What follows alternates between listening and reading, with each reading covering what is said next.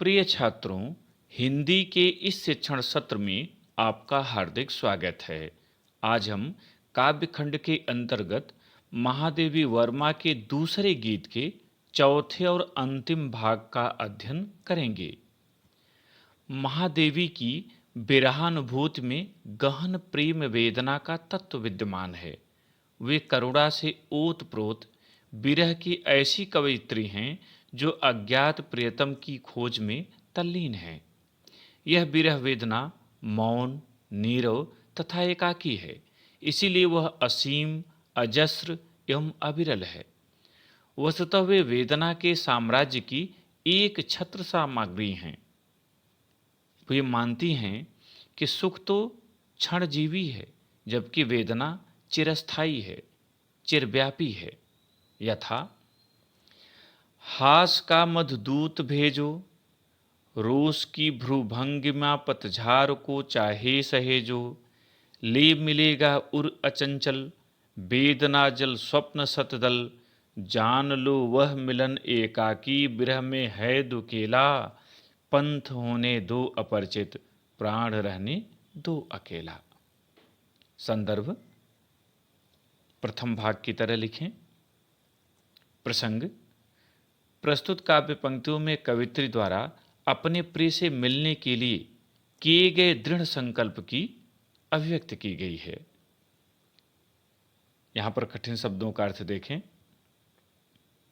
हास का मधुदूत, मुस्कान रूपी दूत या मुस्कान रूपी मधुर दूत।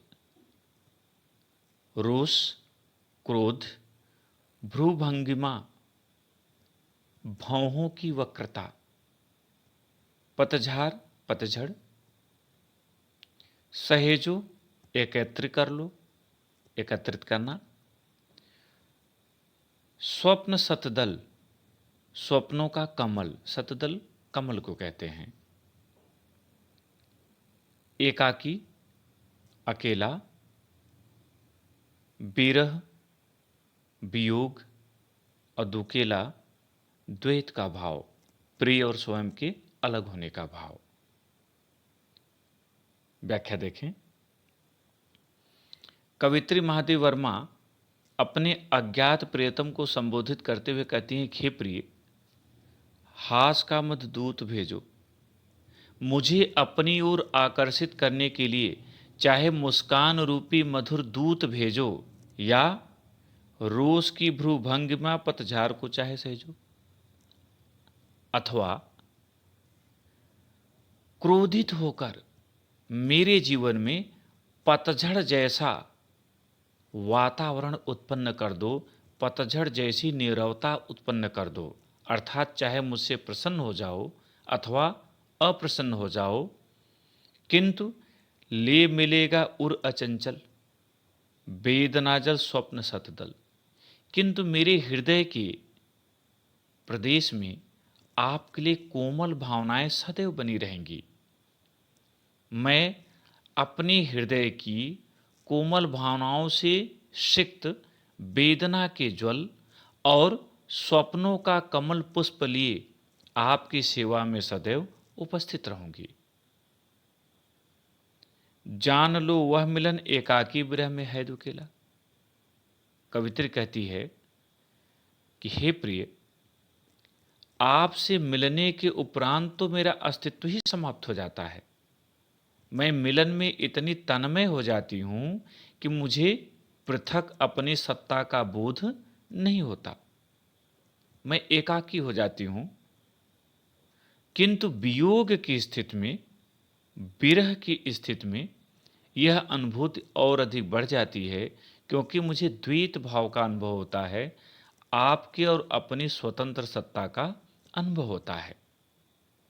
पंथ होने दो अपरिचित, प्राण रहने दो अकेला।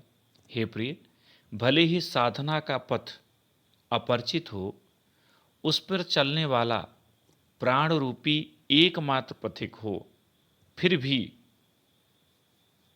मैं इस पथ पर चलकर अपने दृढ़ संकल्प से आपको अवश्य प्राप्त कर लूंगी। पूरा अर्थ एक बार फिर समझ लें।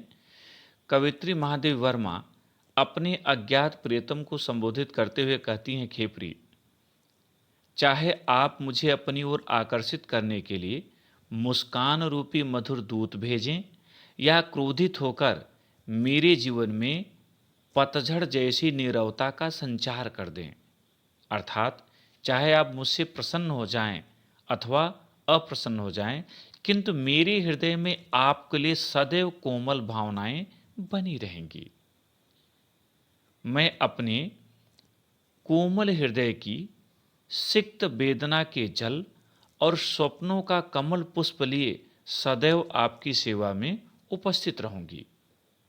हे प्रिय, आपसे मिलने के उपरांत मेरा स्वतंत्र अस्तित्व समाप्त हो जाता है।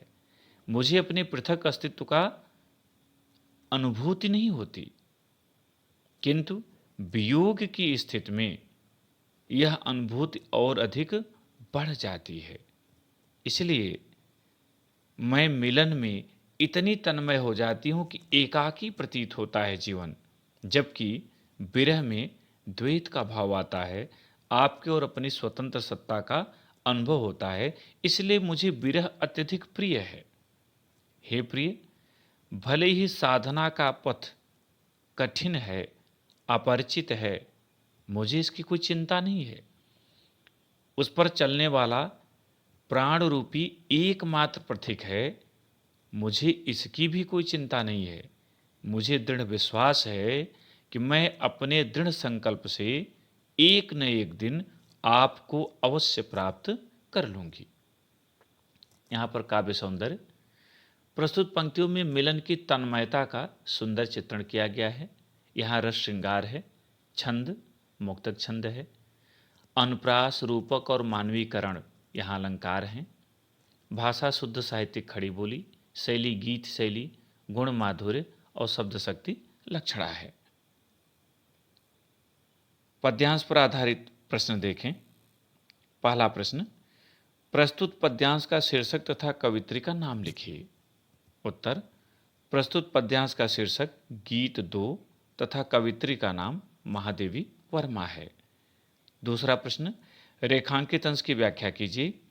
और यहाँ रेखांकित अंश है, जान लो वह मिलन एकाकी विरह में है दुकेला। उत्तर, कवित्री महादेवी वर्मा अज्ञात प्रियतम को संबोधित करते हुए कहती हैं कि हे प्रिय, आपसे मिलने के उपरांत मेरा स्वतंत्र अस्तित्व समाप्त हो जाता है। मुझे आपसे पृथक स्वयं की कोई सत्ता अनुभूत नहीं होती, किंतु वियोग की स्थिति में यह अनुभूति बढ़ जाती है और मुझे द्वैत अर्थात आपसे अलग अपनी स्वतंत्र सत्ता की अनुभूति होती है। तीसरा प्रश्न, कवित्री को कब अपनी स्वतंत्र सत्ता का अनुभव नहीं होता? उत्तर, कवित्री मिलन के क्षणों में इतनी तन्मय हो जाती है कि उसे अपने प्रिय से भिन्न अपनी स्वतंत्र सत्ता का अनुभव नहीं होता। चौथा प्रश्न, कवयित्री को किस बात पर दृढ़ विश्वास है? उत्तर, कवयित्री को इस बात पर दृढ़ विश्वास है कि वह एक न एक दिन अपने प्रिय को अवश्य प्राप्त कर सकेगी। पांचवा और अंतिम प्रश्न, प्रस्तुत काव्यांश कवित्री के किस काव्य ग्रंथ से संकलित है? उत्तर, प्रस्तुत काव्यांश कवित्री के दीप शिखा नामक काव्य ग्रंथ से संकलित है। प्रिय छात्रों, मुझे उम्मीद है कि आज का पाठ आपको समझ में आ गया होगा। इसे अपनी उत्तर पुस्तिका में नोट करें।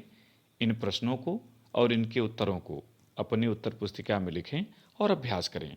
बहुत बहुत धन्यवाद।